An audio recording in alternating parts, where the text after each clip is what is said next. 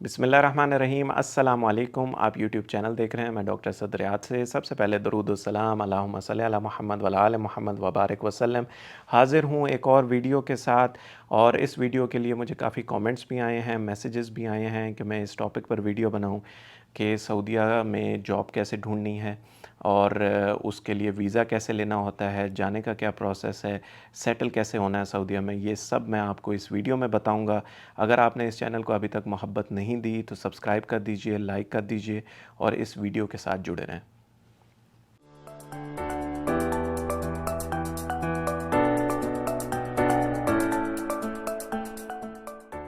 जी, तो सऊदीया आने के लिए आपको जॉब की ज़रूरत है। जॉब मिलेगी तो आपको वीज़ा मिलेगा, वीज़ा मिलेगा तो आप सऊदीया आ पाएँगे और यहाँ पर सेटल हो पाएँगे।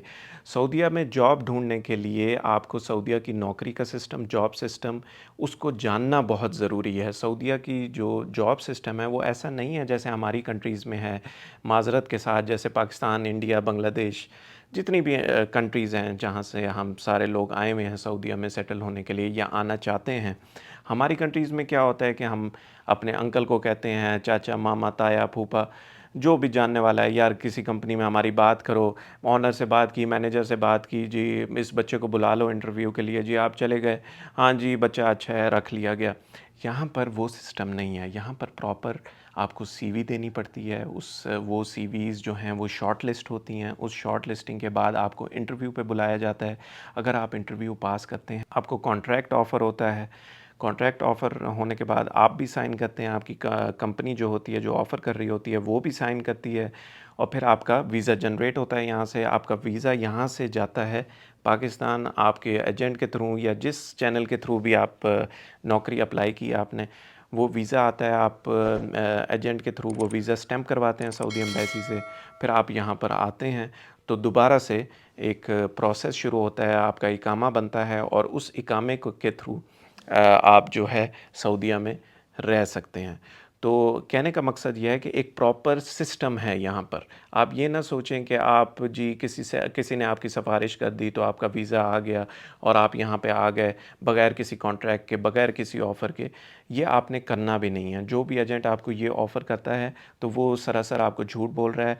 आपने इस तरह के झांसों में नहीं आना कि जी पैसे दे दें, तो जी आपको हम इतने पैसे दे दें, हम आपको वीज़ा देते हैं और फिर आप वहाँ जाके आज़ाद होंगे, आप अपनी नौकरी ढूँढ लेना। इन चक्करों में बिल्कुल नहीं पड़ना। आप यहाँ पर आकर ज़लील हो जाएँगे। यहाँ पर बहुत सारे लोग आते हैं जो फिर बाद में परेशान होते हैं, नौकरी नहीं मिल रही होती, इतना ख़र्चा करके आते हैं, 5-5, 6-6 लाख देकर आते हैं वीज़ों का, और यहाँ पर नौकरी, यहाँ पर जब आते हैं तो समझ नहीं आ रही होती। एक तो वो गैर कानूनी भी होते हैं और फिर उन्हें समझ नहीं आ रही होती कि हम क्या नौकरी ढूँढें, क्या करें, क्या ना करें, और फिर इन द एंड वो वापस चले जाते हैं। पता नहीं कितना ख़र्चा जो उन्होंने 5-6 लाख दिया हुआ होता है, ज़मीनें बेच के, अपनी जमा पूंजी करके, वो बेचारे यहाँ पर आते हैं और फिर यहाँ पर खज्जल ख्वारी कर रहे होते हैं। मैं आपको प्रॉपर सिस्टम बताता हूँ। जो पढ़े लिखे लोग हैं, जो नहीं पढ़े लिखे लोग, एक तो डॉक्टर्स के लिए मैंने वीडियोस बनाई हुई हैं, वो आप चैनल पर जाकर देख सकते हैं। लेकिन जो मेरे भाई बहन डॉक्टरी पेशे से या मेडिकल पेशे से रिलेटेड नहीं हैं, टेक्निकल जॉब्स हैं, जैसे ड्राइवर्स हैं, लेबर है, टैक्सी ड्राइविंग के लिए आना चाहते हैं, प्राइवेट ड्राइविंग के लिए आना चाहते हैं, होटलों पे काम करने के लिए आना चाहते हैं, ज़्यादा पढ़े लिखे नहीं हैं, तो आपने सऊदीया में जॉब कैसे ढूंढनी है, इसके मैं दो तरीके आपको बताऊंगा। एक इंटरनेट से रिलेटेड होगा और एक आम तरीका होगा, ठीक है। जो इंटरनेट के थ्रू आपने करना है, आपने linkedin.com और बैथ.com, इन दोनों के लिंक जो हैं वो मैं डिस्क्रिप्शन में दे दूंगा, आप जाके देख सकते हैं। आपने सबसे पहले इन दोनों वेबसाइट्स पर जाकर अच्छी सी एक प्रोफाइल बनानी है। आपसे नहीं बनती, किसी से बनवा लें, ठीक है। और इस प्रोफाइल में बनाते वक्त आपने जो नाम है बिल्कुल प्रोफेशनल तरीके से, जो आपका पासपोर्ट पे नाम है उस तरीके से देना है, और कोई फुल बूटे और नक्शो निगार नहीं करने, जैसे आप फेसबुक पर अपना जो डिस्प्ले नेम है देते वक्त करते हैं, यहाँ पर स्टार बनाया हुआ है, यहाँ पे स्टार बनाया हुआ है। एक प्रोफेशनल तरीके से नाम लिखें। अपनी जो सीवी है वो अपलोड करें लिंक्डइन पे और बैड.com पे। अब आप में से काफ़ी लोग ये सवाल पूछेंगे कि जी हम ज़्यादा पढ़े लिखे नहीं हैं, सीवी बनाने नहीं आती, कंप्यूटर पर काम करना नहीं आता। मेरे भाई, इंटरनेट का ज़माना है। fiverr.com एक वेबसाइट है। इतनी फ्रीलांसिंग वेबसाइट्स हैं, 3, 4 या 5 डॉलर में लोग बैठे हुए हैं ऑनलाइन। वो आपसे आपका डाटा मांगते हैं, आपका नाम वगैरह मांगते हैं, तस्वीर मांगते हैं, और 5-6 घंटों में, बल्कि ये भी मैं ज़्यादा कह रहा हूँ, 2-3 घंटों में एक अच्छी सी सीवी बनाकर आपको आपके ईमेल पर भेज देते हैं। वो सीवी आपके पास आ गई, आप linkedin.com पे और bat.com पर चढ़ा दें। अच्छा, जब आप इन वेबसाइट्स पर फॉर्म फिल कर रहे होंगे तो वो आपको ये ऑप्शन भी देगा कि आपने किन कैटेगरीज़ में जॉब्स सर्च करनी है या आप इंटरेस्टेड हैं। जो भी आपकी टेक्निकल जॉब से रिलेटेड है, आपकी जो भी टेक्निक है, जो आपको काम आता है, जिस जॉब के लिए भी आप सर्च करना चाहते हैं, वो सारी कैटेगरीज़ आप सेलेक्ट कर लें। उसको सेलेक्ट करने का फ़ायदा क्या होगा कि लिंक्डइन पे जैसे ही कोई एडवर्टाइज़ करेगा कि हमें इन जॉब से रिलेटेड कैंडिडेट्स चाहिए, तो ख़ुद ब खुद आपको नोटिफिकेशंस आएंगे लिंक्डइन पे और bat.com पे कि आपको ये जी कंपनी है और ये सर्च कर रही है और ये जॉब ऑफ़र है, आप अप्लाई करना चाहते हैं कि नहीं करना चाहते हैं। आप उन ऑफ़र्स पर अप्लाई कर सकते हैं।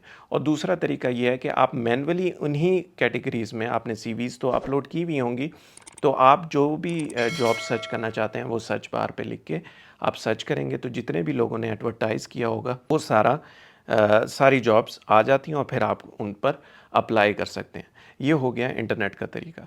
जो दूसरा तरीका है, जो ज़्यादा चलने का चांस होता है, ज़्यादा कामयाब होने का चांस होता है, वो ये है कि आप अपनी कंट्री की जितनी भी रिक्रूटमेंट कंपनीज़ हैं, उनके पास जाएँ, उनके दफ़्तर में जाएँ, अपनी सीवी दें, उन्हें अपनी कैटेगरी बताएँ, जॉब कैटेगरी बताएँ, अपनी रिक्वायरमेंट बताएँ और उनका फॉर्म फिल करें या जो भी उनका प्रोसेस है, उनके ज़िम्मे लगा के आ जाएँ कि जी हमें जॉब्स ढूँढ के दें। होता क्या है कि इन रिक्रूटमेंट कंपनीज़ के जो लोकल एजेंट्स होते हैं, वो यहाँ सऊदीया में होते हैं या गल्फ़ कंट्रीज़ में होते हैं, और जो यहाँ पर कंपनीज़, जितनी भी बड़ी कंपनीज़ हैं या जितनी भी कंपनीज़ हैं सऊदीया या गल्फ़ कंट्रीज़ में, उनके पास इतना टाइम नहीं होता मेरे भाई कि वो अपनी एचआर में आने वाली तमाम सीवियों को देखें और उनको शॉर्टलिस्ट करें और फिर इंटरव्यू पे बुलाएँ। ज़्यादातर कंपनीज़ क्या करती हैं कि इन तमाम झंझट से निकलने के लिए, क्योंकि उनके पास टाइम नहीं होता, वो लोकल एजेंट्स को हायर करते हैं कि हमें जी आप, ये हमारी रिक्वायरमेंट है और हमें आप कैंडिडेट्स ला के दें, हम इंटरव्यू करेंगे। तो वो हायर कर लेते हैं और लोकल जो यहाँ पर एजेंट्स होते हैं वो अपनी कंपनीज़ को बताते हैं पाकिस्तान, इंडिया में, कि जी हमें ये रिक्वायरमेंट और इस हिसाब से आप कैंडिडेट्स ढूंढ के दें। अब जो लोकल रिक्रूटर हैं, अगर आपकी सीवी उनके पास है, रिक्वायरमेंट जैसे ही मैच करेगी तो वो आपको फ़ौरन बुलाएंगे कि जी फ़लानी तारीख को आपका इंटरव्यू है या फ़लानी कंपनी को आपकी सीवी पसंद आई है और वो आपको ऑनलाइन इंटरव्यू करना चाहते हैं। ये रिक्रूटमेंट कंपनीज़ क्यों इंटरेस्टेड होती हैं, इस तरह आपको ज़्यादा चांस क्यों होता है कि आपको जॉब मिल जाएगी? वो इसलिए कि इन कंपनीज़ ने भी तो अपना बिज़नेस चलाना है ना। इनको भी कमीशंस मिलती हैं, जो यहाँ पे लोकल एजेंट्स हैं इनको भी कमीशंस मिलती हैं। जैसे ही आपको कोई कैंडिडेट को नौकरी मिलती है, वो लग जाता है जॉब पर, तो उसको कमीशन मिलती है। और यहाँ के जो क्लाइंट्स हैं, जो यहाँ पे जो कंपनीज़ होती हैं, वो बाकायदा कमीशन देती हैं, बाकायदा फ़ीस देती हैं इन रिक्रूटमेंट कंपनीज़ को कि आप हमें कैंडिडेट ला के दें। तो इसलिए वो ज़्यादा इंटरेस्टेड होते हैं और आपके पीछे लग जाते हैं कि जी आपके लिए ये जॉब ऑफ़र है, आप इंटरव्यू दें, और आपकी रिक्रूटमेंट प्रोसेस जो है वो तेज़ हो जाता है। तो इसलिए ये रिक्रूटमेंट कंपनीज़ वाला जो तरीका है, ये ज़्यादा कामयाब होने का ज़्यादा चांस है। जैसे ही आपको कोई इंटरव्यू की कॉल आती है, आप इंटरव्यू देंगे तो आपको जॉब ऑफ़र होगी। जॉब ऑफ़र होगी तो आपका जो वीज़ा है, अब सऊदी कंपनीज़ में होता क्या है कि यहाँ पे जो भी कंपनीज़ हैं, उन हुकूमत ने उनको वीज़े कोटे में दिए हुए होते हैं कि जी आपकी कंपनीज़ को 20 वीज़े हैं, 30 वीज़े हैं, 50 वीज़े हैं। वो किस तरह वीज़े उनको मिलते हैं, आपका उससे सरोकार नहीं है। वो सिर्फ़ जो लोग बिज़नेस करना चाहते हैं सऊदीया में, वो लोग जानना चाहते हैं, तो मेरी एक वीडियो है बिज़नेस से रिलेटेड, वो आप इस चैनल पर देख सकते हैं। लेकिन बीइंग ए कैंडिडेट जॉब के लिए आपको सिर्फ़ ये जानने की ज़रूरत है कि हर कंपनी का एक कोटा होता है वीज़े का, और जैसे ही वो किसी कैंडिडेट को बुलाना चाहते हैं तो वो वीज़ा इशू करती है कंपनी, और वो वीज़ा आपकी कंट्री में आता है। आप फिर अपने लोकल जो एजेंट होता है, वो सऊदी एम्बेसी से आपको वो वीज़ा स्टैंप करवा के देता है। और ख़ास तौर पर आपने यहाँ पर, मुझे ये बात याद आ गई कि जिस जॉब पोजीशन के लिए आप सेलेक्ट हुए हैं, आपने कॉन्ट्रैक्ट साइन किया है, तो जब वीज़ा आएगा तो आपने मेक श्योर करना है एजेंट से भी, और उस वीज़े को पढ़ना है कि किस प्रोफेशन के लिए वो वीज़ा इशू हुआ है। मिसाल के तौर पे आपको जॉब ऑफ़र हुई है इंजीनियर की, लेकिन जो वीज़ा आया वो ड्राइवर का आ जाता है। तो आपने मेक श्योर करना है उस कंपनी के साथ जो आपको रिक्रूट कर रही है, और जो आपकी रिक्रूटिंग एजेंसी है उससे भी मेक श्योर करना है कि जो भी वीज़ा आया है आपने ख़ुद पढ़ना है कि जो प्रोफ़ेशन आपने अप्लाई किया है या जिसके लिए आपको ऑफ़र हुई है, वो सेम वीज़ा है, ठीक है? ये बहुत इम्पोर्टेंट पॉइंट है, ये ज़हन में रखिएगा। बहुत सारे लोग जो हैं वो यहाँ आकर परेशान होते हैं। इस परेशानी से बचने के लिए ये प्लीज़ मेक श्योर कीजिएगा। दूसरा बहुत इम्पोर्टेंट पॉइंट है कि जब आपका वीज़ा लग जाता है और जो आपको टिकट लेनी है वो आपकी कंपनी पे करती है, आपने कुछ पे नहीं करना। आपको कुछ कंपनीज़ कहेंगी कि जी आप खुद ही टिकट पे करें, खुद ही वीज़े की फ़ीस दें, आपने नहीं करना। ये कंपनीज़ यहाँ पर ट्राई करती हैं कि अगर कैंडिडेट दे दे तो बहुत अच्छी बात है, ना दे तो फिर हम पे कर देंगे। ये सऊदीया का लॉ है, आपने खुद टिकट नहीं परचेज़ करनी, वीज़े की फ़ीस नहीं देनी। जब आप यहाँ पर आ जाएंगे तो आपकी कंपनी मसूल है आपको 3 महीने के अंदर अंदर इकामा बना के दे। इकामा क्या होता है? सऊदीया में रहने के लिए एक कार्ड इशू किया जाता है जिसको अंग्रेज़ी में रेज़िडेंट परमिट कहा जाता है। वो एक इजाज़तनामा होता है जिस पे आपका नाम, आपकी डेट ऑफ बर्थ और आपका जो प्रोफ़ेशन होता है, आप किस मतलब आप ड्राइवर हैं, आप प्राइवेट ड्राइवर हैं, कंपनी में ड्राइवर हैं, स्टील फिक्सर हैं, लेबर हैं, वो सारा उस पे प्रोफ़ेशन लिखा हुआ होता है। एक किस्म का इजाज़तनामा होता है हुकूमत की तरफ से कि आप यहाँ पर रह सकते हैं। साल के लिए बनता है, 3 महीने के लिए भी बना सकते हैं, 6 महीने के लिए भी, 9 महीने के लिए भी, साल के लिए भी। पहला इकामा होता है वो 3 महीनों के अंदर अंदर बनना ज़रूरी होता है। अब उस इकामे को बनने के लिए सबसे पहले आपका मेडिकल होना होता है, आपकी मेडिकल इंश्योरेंस बननी होती है और फिर आपका इकामा बनाया जाता है। ये सब जो है आपकी जो एम्प्लॉयर होता है, जो आपकी कंपनी जिसने आपको बुलाया होता है, उसकी ज़िम्मेदारी है, माली हिसाब से भी और कानूनी हिसाब से भी। उसी ने सब भरना है, आपने कुछ भरना नहीं है और 3 महीनों के अंदर अंदर कंपनी पाबंद होती है आपको ये इकामा बनाकर देने की, ठीक है? अब जब वो इकामा आपको बना के दे देगी तो आप सऊदीया में एक किस्म के लीगल हो जाते हैं।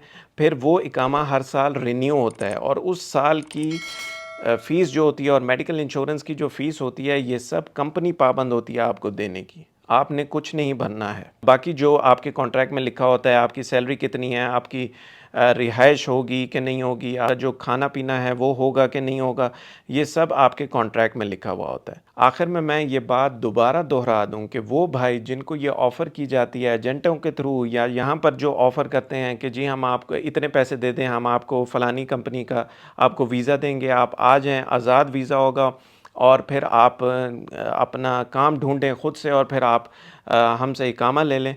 इन झंझटों में आपने बिल्कुल नहीं पड़ना है। असूलन एक कानून फ़ॉलो करते हुए जॉब अप्लाई करें, जो मैंने आपको तरीके बताए हैं। इज़्ज़त और रिस्क जो है अल्लाह के हाथ में है। आपको ऑफ़र हुई, आपका रिस्क अगर लिखा हुआ है सऊदीया में, आपको इंशाअल्लाह इंटरव्यू की कॉल भी आ जाएगी, आपको ऑफ़र हो जाएगी। लीगल तरीके से आएँ ताकि आपको और आपकी फ़ैमिली को किसी परेशानी का सामना ना हो और एक इज़्ज़त का रिस्क कमाएँ यहाँ पर आकर, अल्लाह बरकत डालेगा। इसी तरह सपोर्ट करते रहें, मोहब्बत देते रहें। अगर कोई सवाल है तो कमेंट्स में लिखें, मुझे आप राब्ता कर सकते हैं फ़ेसबुक पर भी, ट्विटर पे भी, टिकटॉक पर भी, कहीं पे भी आप चाहें तो मुझे राब्ता कर सकते हैं। और अगर आप चाहते हैं कि मैं किसी और टॉपिक पर भी वीडियो बनाऊं जो इसमें कवर नहीं हुआ, तो वो भी आप कमेंट्स में लिख सकते हैं। खुश रहें, आबाद रहें, इस भाई को भी दुआओं में याद रखें, दुआओं की सख्त ज़रूरत है। मिलते हैं अगली वीडियो में। अल्लाह हाफ़िज़।